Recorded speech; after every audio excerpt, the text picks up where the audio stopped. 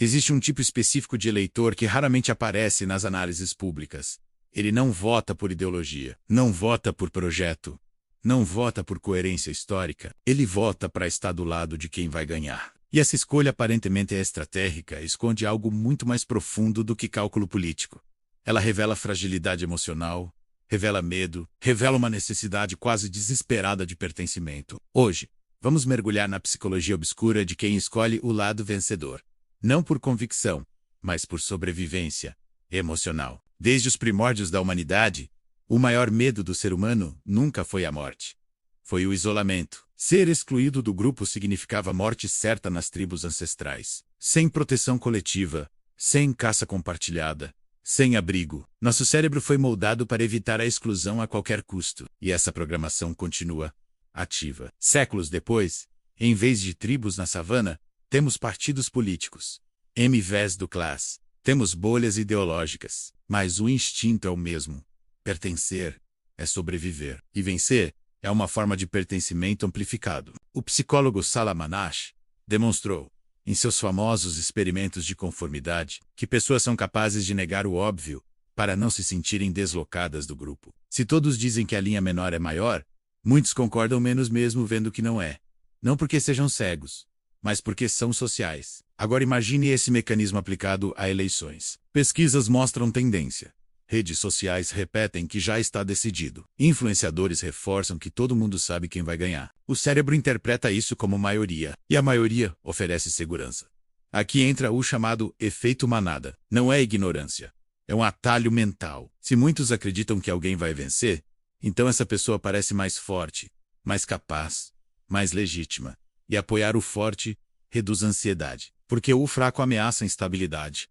O vencedor promete previsibilidade, e a mente humana odeia incerteza. Existe também o efeito bandwagon, traduzido como subir no vagão do vencedor. Quanto mais pessoas apoiam um candidato, mais outras se sentem inclinadas a apoiá-lo. É um ciclo que se retroalimenta. Mas por quê? Porque vencer é sinônimo de validação. Se o candidato ganha, o eleitor sente que fez a escolha certa, mesmo que nunca tenha analisado propostas, mesmo que nunca tenha lido um plano de governo. A vitória se torna uma prova retroativa de inteligência. Eu estava do lado certo. Não é política, é autoestima. Há também um componente de medo social. Imagine estar em um ambiente onde todos celebram o vencedor. Se você votou no perdedor, pode se sentir deslocado, pode ser ridicularizado, pode ser silenciado. O ser humano prefere ajustar sua posição antes do julgamento. É mais confortável se alinhar com a maioria do que sustentar uma posição minoritária. Isso exige força psicológica. E força psicológica é escassa. Mas há algo ainda mais profundo. Votar no provável vencedor é uma forma de terceirizar a identidade. Em vez de construir convicções internas, o indivíduo adota a identidade que parece mais aceita. É menos trabalhoso. Pensar dói. Analisar exige energia. Estudar exige tempo. Seguir o fluxo exige apenas adaptação. E adaptação é automática. Na era digital, esse comportamento se intensifica. Algoritmos amplificam a sensação de maioria. Você vê números, curtidas, compartilhamentos, enquetes.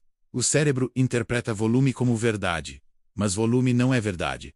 É visibilidade. E visibilidade cria percepção de poder. A percepção de poder atrai os inseguros. Pessoas emocionalmente frágeis buscam figuras fortes. Isso não é uma acusação moral. É uma observação psicológica. Quando alguém sente que sua vida está fora de controle, tende a apoiar quem transmite domínio, mesmo que esse domínio seja apenas retórico, mesmo que seja performático. O importante não é o conteúdo, é a sensação de força. E o provável vencedor parece forte. Há também o medo da perda simbólica. Se meu candidato perde, eu perco junto. Minha visão de mundo perde. Minha identidade perde. É menos doloroso evitar esse risco escolhendo quem tem maior chance de vitória. Assim, a derrota nunca é experimentada. É autoproteção. Mas autoproteção constante enfraquece caráter. Porque caráter exige risco. Exige sustentar convicções, mesmo quando elas não são populares. Exige suportar isolamento temporário. Quem só escolhe o lado vencedor nunca testa sua própria coerência. Nunca desenvolve firmeza. Sempre reage. nunca lidera. Existe ainda um fenômeno chamado espiral do silêncio. Pessoas que acreditam estar em minoria tendem a se calar. E o silêncio cria a ilusão de unanimidade. Essa ilusão empurra mais pessoas para o lado aparentemente dominante. É um ciclo psicológico poderoso e silencioso. Mas vamos além. Por que algumas pessoas conseguem sustentar posições impopulares, enquanto outras precisam da aprovação coletiva? A diferença muitas vezes está na construção da autoestima. Autoestima sólida não depende de aplausos externos. Ela nasce de valores internalizados. Quem possui essa base pode votar contra a tendência sem sentir ameaça existencial. Quem não possui precisa de validação externa constante. E a vitória do candidato funciona como essa validação. Outro ponto é o medo do conflito. Votar no favorito evita discussões familiares, evita tensão no trabalho, evita debates desconfortáveis. O ser humano médio prefere harmonia superficial a conflito construtivo. Mas evitar conflito não é maturidade, é evitação. E evitação constante gera fragilidade. Há também o prazer narcísico de estar do lado vencedor. Mas o que exatamente foi ganho? Muitas vezes nada concreto. A vitória vira troféu psicológico, um selo invisível de pertencimento ao grupo vitorioso. É identidade coletiva substituindo identidade individual. Isso se conecta com teorias de identidade social. As pessoas definem a si mesmas por meio dos grupos aos quais pertencem. Se o grupo vence, o indivíduo sente elevação de status. Se o grupo perde, sente rebaixamento. Para evitar esse rebaixamento, escolhe o grupo com maior probabilidade de vitória. É cálculo emocional, não racional. Curiosamente, esse comportamento pode enfraquecer a democracia, porque a democracia depende de pluralidade, depende de diversidade de pensamento. Quando todos correm para o lado que parece vencedor, a competição se distorce. O debate empobrece, a crítica diminui, o poder se concentra. E concentração de poder sempre carrega riscos. Mas há um detalhe inquietante. Muitos que votam no provável vencedor acreditam estar sendo estratégicos. Acreditam que são pragmáticos, que estão jogando o jogo. Mas o jogo que estão jogando é interno. É o jogo da aceitação.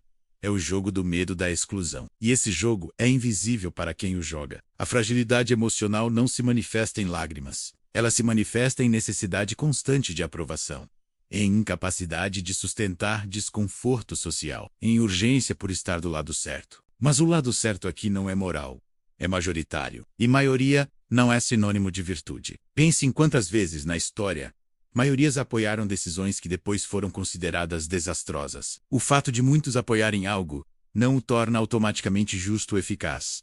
Mas o cérebro social não avalia a história. Ele avalia pertencimento imediato. Existe também o medo da responsabilidade individual. Se você vota no favorito e ele falha, a culpa se dilui. Todo mundo votou. Mas se você escolhe um candidato impopular e ele falha, você se sente isoladamente responsável. A maioria oferece diluição de culpa. A minoria exige responsabilidade pessoal. E responsabilidade é pesada. No fundo, votar apenas para estar do lado vencedor revela uma relação imatura com o poder. Em vez de enxergar o voto como expressão de valores, ele vira instrumento de autopreservação social. Isso empobrece o próprio indivíduo, porque transforma a cidadania em estratégia de pertencimento. Mas é importante reconhecer: ninguém está imune a esse impulso.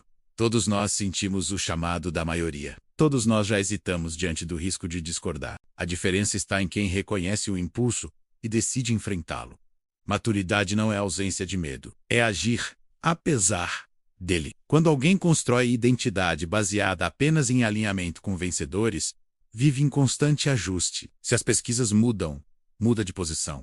Se a tendência vira junto. Isso não é flexibilidade intelectual, é dependência externa. E dependência constante gera ansiedade. Porque a estabilidade nunca está dentro, está sempre no cenário externo. Há ainda uma dimensão econômica simbólica. O vencedor é associado a poder, recursos, influência. Estar ao lado dele dá sensação de proximidade com essas forças. É quase como investir emocionalmente em uma ação que promete valorização. Mas política não é bolsa de valores. Ou pelo menos, não deveria ser. O problema maior não é escolher quem vai ganhar, é escolher apenas por isso. Quando o critério principal é vitória provável, e não convicção, o indivíduo se afasta de si mesmo. E quanto mais alguém se afasta de si, mais vulnerável se torna a manipulação. Porque quem não sabe o que defende pode ser conduzido por qualquer vento mais forte. Então, o que diferencia força emocional de fragilidade nesse contexto? Força é capacidade de sustentar posição impopular com serenidade. É tolerar desconforto. É aceitar que perder faz parte do processo democrático. Fragilidade é buscar constantemente escudo na multidão. É precisar da vitória alheia para validar a própria escolha. Isso não significa que votar no favorito seja sempre errado. Às vezes, convicção e favoritismo coincidem. O ponto central é motivação. Você escolhe porque acredita ou porque teme ficar sozinho?